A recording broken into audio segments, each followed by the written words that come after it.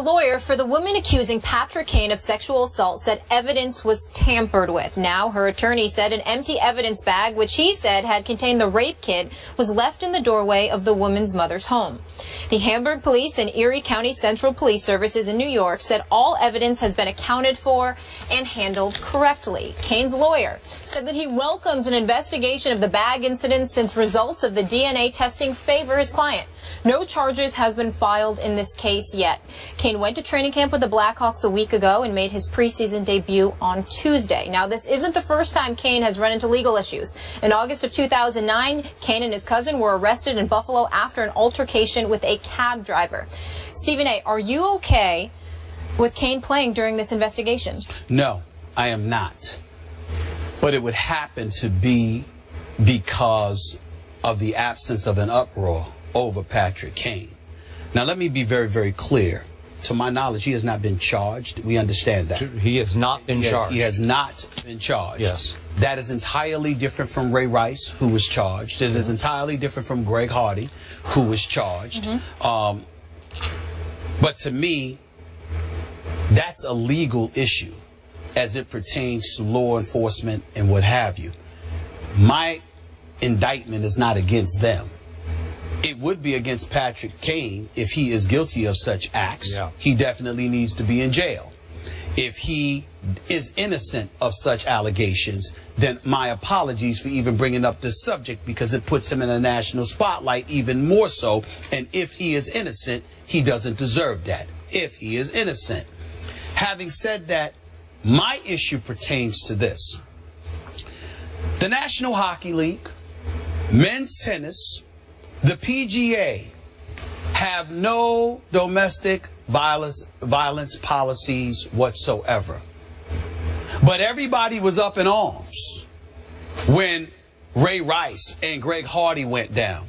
Major League Baseball, which was sparked by the whole Ray Rice fiasco, suddenly implemented its own domestic violence policy. But according to numerous reports, numerous major leaguers over the years have been accused of or charged with domestic violence.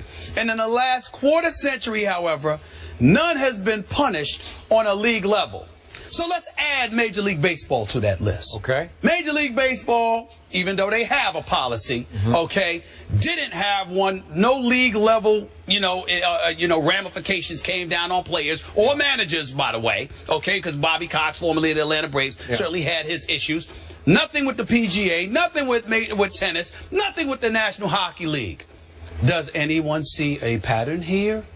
These are predominantly white-dominated sports.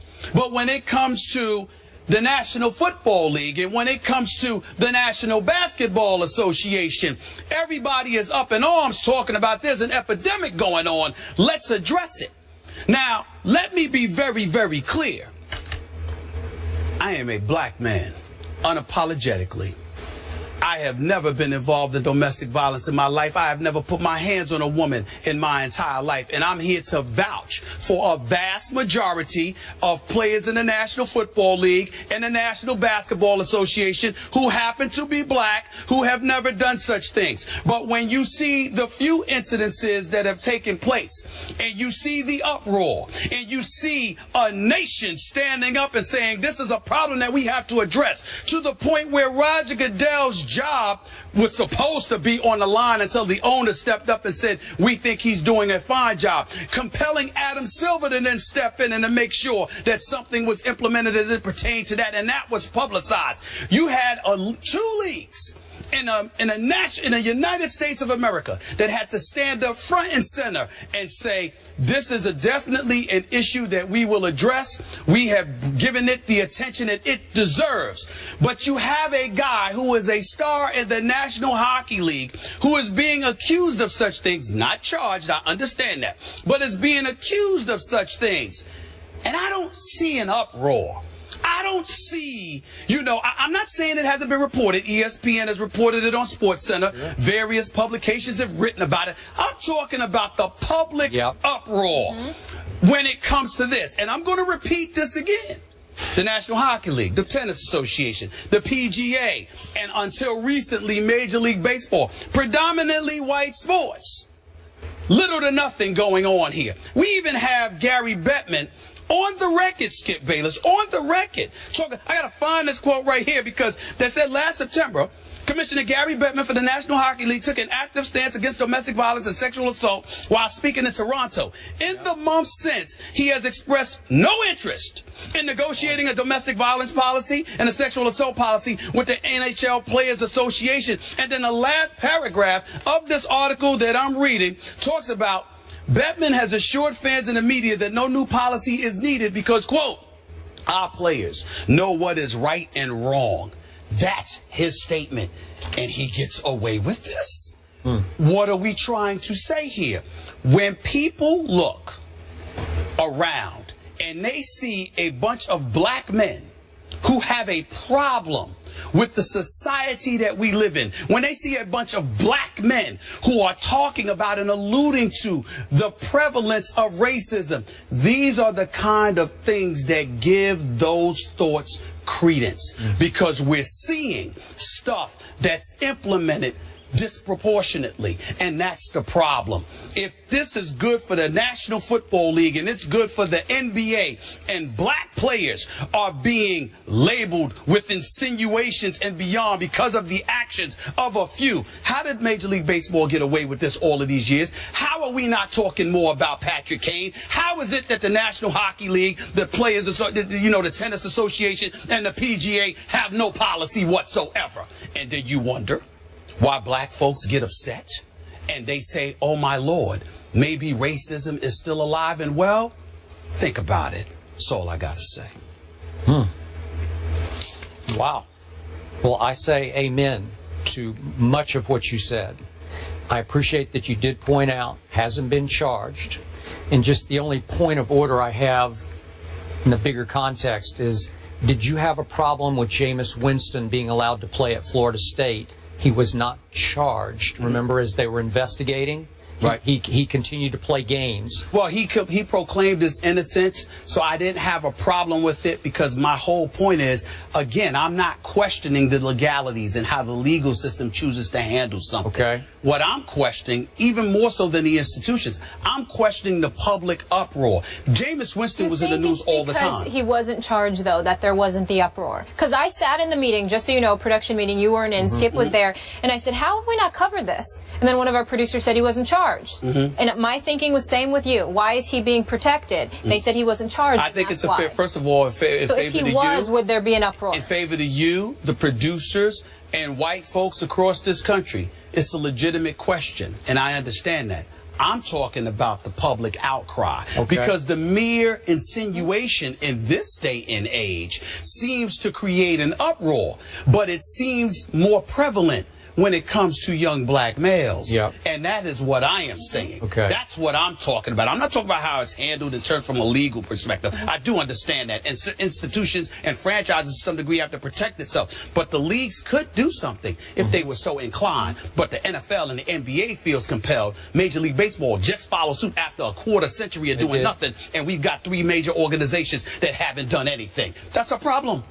Clearly, hockey is living in the past here. Hasn't caught up to the times, in part because there hasn't been the outcry that you talk about, the outrage. But why is that in the larger issue? Well, clearly hockey in the United States, is it fair to say, is not as popular as football, basketball, and baseball? That's fair. Right?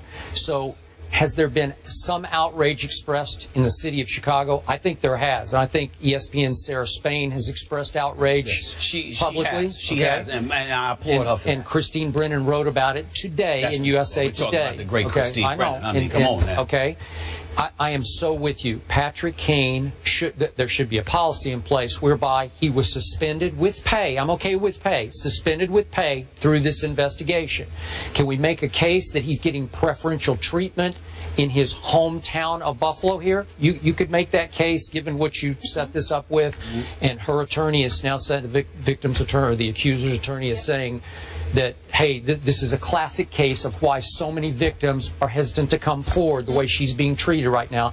I don't know the details of it, but I get all this. That's why there should be a policy in place, and he should have been suspended from the start. But this is a hockey problem.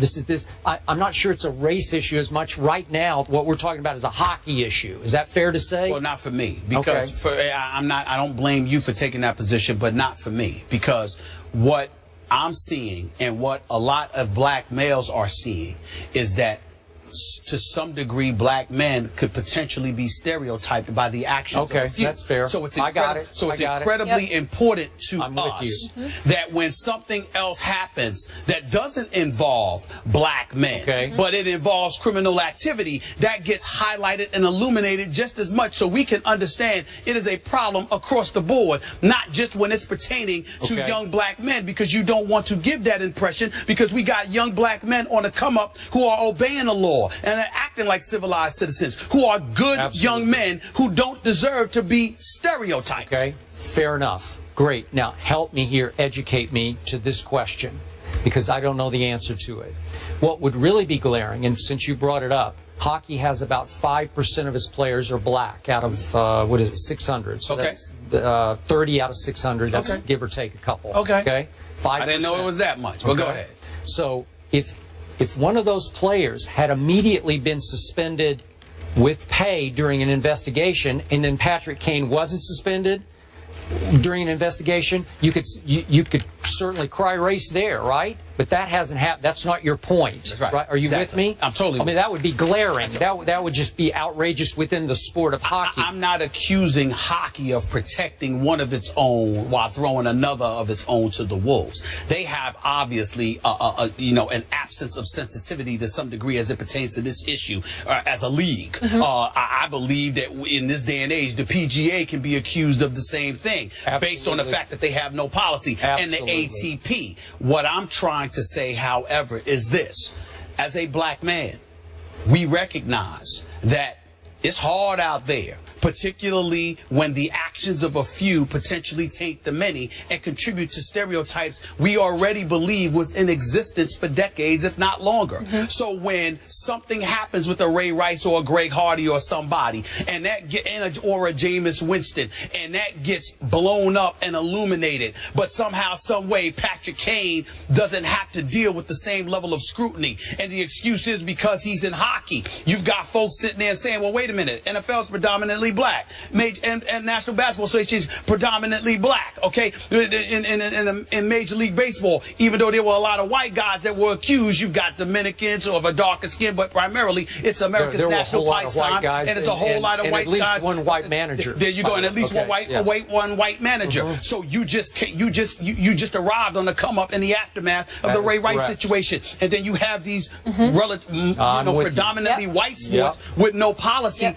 Let's make sure we understand here. Black folks are watching, and they're saying, excuse me, are we doing things and they're not? Or are we just the ones getting caught, meaning the few who did, while we're glossing over others who have done it? My props to Christine Brennan and Sarah Spain and all of them for bringing attention to it, because it's clearly not a race issue. But you have people that might interpret it as such when we only hearing black men being talked about. I love what you said. This is a major reason I love doing this show with you, that you have the courage to step up to that plate and take that kind of stand. I respect that. Thank you. Thank you. Stephen A., fair to say that the NFL, is a reactionary league? Yes. Yes, so hopefully maybe there's some reaction from these other leagues. Maybe they'll as well, learn to copy the policy, NFL. Right? Yeah, maybe so. All right. Up